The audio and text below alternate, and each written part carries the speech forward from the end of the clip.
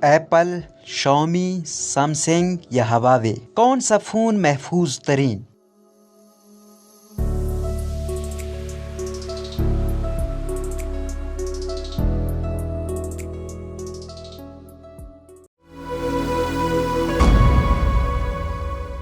علی رضا منافی کے مطابق آج کے موبائل فون صرف رابطے کا ذریعہ نہیں رہے بلکہ ان کے اندرونی یادداشت میں مالک کے خاندان، کاروباری اور مالی رازوں کا ذخیرہ ہے۔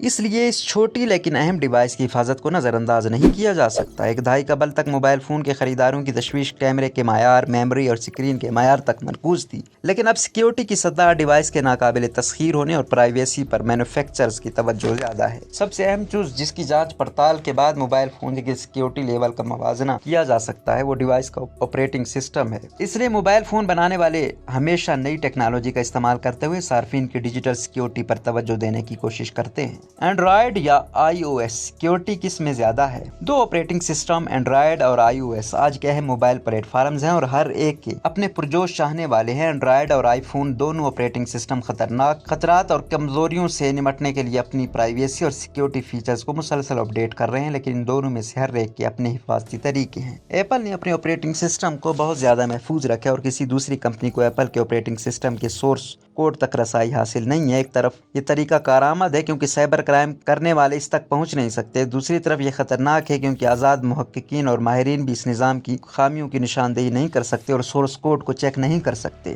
اینڈرائڈ آپریٹنگ سسٹم اور اس کی اپڈیٹ زیادہ تر اوپن سورس کوڈ ہیں۔ یہ نقطہ نظر اسمارٹ فون مینوفیکچرر اور سافٹ ویئر ڈیولپرز کو اینڈرائڈ آپریٹنگ سسٹم میں تبدیلیاں کرنے اور اپنے صارفین کی ضروریات کے مطابق تبدیل کرنے کی اجازت دیتا ہے۔ اوپن سورس کوڈ ڈیولپرز کے لیے آسانی اور مسائل سے نمٹنے میں مددگار ہوتا ہے، تاہم اوپن سورس کوڈ ہیکرز یا مال ویئر کے لیے اینڈرائڈ ڈیوائسز میں داخل ہونے کا گیٹ وے ہو سکتا ہے۔ دونوں آپریٹنگ سسٹمز میں کچھ پروگرام صارفین کے نیٹ ورک ٹریفک کو ان کے علم کے بغیر ٹریک کرتے ہیں اور مثال کے طور پر اشتہارات دکھانے کے لیے صارف کی ذاتی ڈیٹا کا استعمال کرتے ہیں۔ آئی او ایس نے اینڈرائڈ سے پہلے اس مسئلے کو حل کرنا شروع کر دیا تھا۔ آئی فون پر صارفین کی پرائیویسی کی حفاظت کرنے والی خصوصیات آئی او ایس 1.2 کی ریلیز کے بعد سے موجود ہیں۔ اس خصوصیت میں بعد کے ورژنز میں زیادہ بہتری آئی، یہاں تک کہ یہ آئی او ایس 15 میں یہ ایپل کی اہم خصوصیات میں سے ایک بن گئی۔ یہ فیچر صارفین کو ایپ کی سرگرمیوں کی نگرانی کرنے کی اجازت دیتا ہے۔ آئی فون آپریٹنگ سسٹم اس فیچر کا ایک فائدہ یہ ہے کہ پروگرام صارفین کے انٹرنیٹ رویے کے بارے میں نہیں جان سکتے اور اس لیے آئی فون پر ناپسندیدہ یا بدنیتی پر مبنی اشتہارات کو روک دیا گیا ہے۔ دوسری جانب یہ خصوصیت صرف کچھ اینڈرائڈ آلات پر دستیاب ہے۔ مثال کے طور پر سیمسنگ کے نئے آلات میں ایک پرائیویسی ڈیش بورڈ ہے جس سے صارفین ایپ کی حدود کو سیٹ اور مانیٹر کے لیے استعمال کر سکتے ہیں۔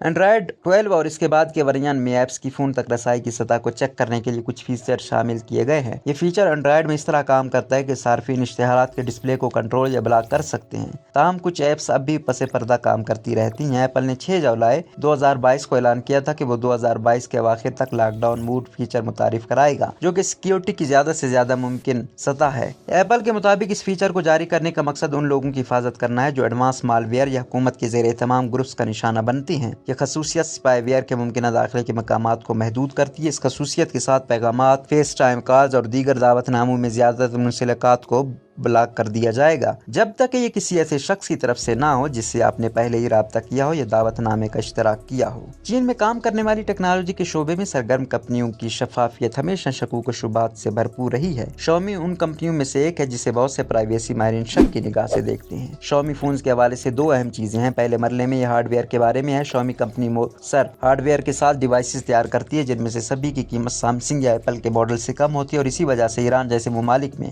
بہت سے لوگوں نے شامی کو استعمال کرنے پر توجہ دی۔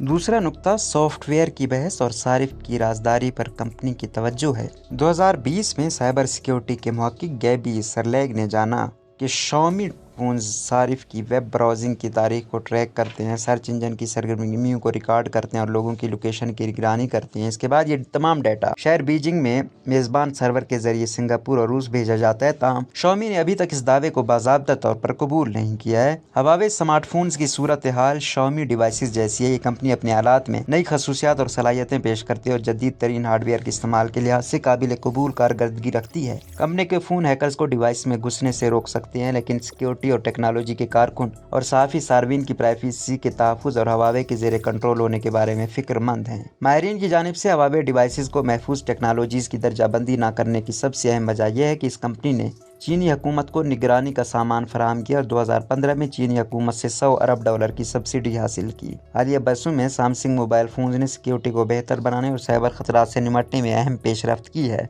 सैमसंग का अपना सिक्योरिटी सिस्टम है जिसका सबसे बुनियादी काम पासवर्ड, फिंगरप्रिंट्स और बायोमेट्रिक लॉक समेत हसास डाटा की हिफाजत करना है। ये सार्फिन को मालवेयर और नुकसानदेह प्रोग्रामों से भी बचाता है। इस टेक्नोलॉजी को नाकिस कहा जाता है और इसे गैलेक्सी डिवाइसेस पर लागू किया गया है। नाकिस के काम करने का तरीका यह है कि जब आप किसी चीज़ को महफूज फोल्डर में डालते हैं तो पहले इस पर कार्रवाई की जाती है और फिर निक्स वार्ड स्टोरेज में भेजी जाती है जहां ये आपके आम डाटा से ज़्यादा महफूज है। इसके अलावा इस टेक्नोलॉजी में सैमसंग एक सिक्योरिटी हाइपरवाइजर फराहम करता है जो डिवाइस को कंट्रोल नुकसानदेह सॉफ्टवेयर के हाथ में नहीं जाने देता। इस तरह पूरे सिस्टम की हिफाजत होती है। हाइपरवाइजर एक ऐसा प्रोग्राम है जो कंप्यूटर पर एक या ज़्यादा वर्चुअल मशीनों को चलाने और उनके इंतजाम करने के लिए इस्तेमाल होता है। यकीनन मोबाइल फ़ोन बनाने वाले जदीद तरीन टेक्नोलॉजीज़ का इस्तेमाल करते हुए अपने सार्फिन के सारिफ के तजर्बे को बेहतर बनाने की कोशिश करते हैं, लेकिन ये वाज़ेह रहे कि मोबाइल फ़ोन की सिक्योरिटी की सतह मुख्तलिफ अवामिल पर मुनहसर है, जिनमें से एक सबसे अहम है सार्फिन की दुरुस्तगी और ऑनलाइन सरगर्मियों में लोगों की चौकसी। मिसाल के तौर पर अगर कोई शख्स किसी गैर महफूज अटैचमेंट पर क्लिक करता है, किसी गैर महफूज अदायगी के निज़ाम में लॉग इन होता है तो खतरा उनकी अपनी जिम्मेदारी और अब मोबाइल फ़ोन बनाने वालों के हाथ में नहीं है। एक और काबिल ज़िक्र नुक्ता मोबाइल फ़ोन की हिफाजत और सार्फिन के जुग्राफियाई खित्ते के दरमियान ताल्लुक है। मिसाल के तौर पर दुनिया के बहुत से सियासतदान और सुदूर आईफोन इस्तेमाल करते हैं, लेकिन ईरान में आईफोन सर्विस पर पाबंदी है। ये भी नहीं भूलना चाहिए कि बहुत से मामलात में किसी मखसूस फोन की सिक्योरिटी लेवल को अपनी मर्जी के मुताबिक बनाया जा सकता है। अगरचे बहुत से ममालिक के सरकारी एहलकार बज़ाहिर एक ही आम मोबाइल फोन इस्तेमाल करते हैं, लेकिन उनके फोन पर मामूलात के तबादले में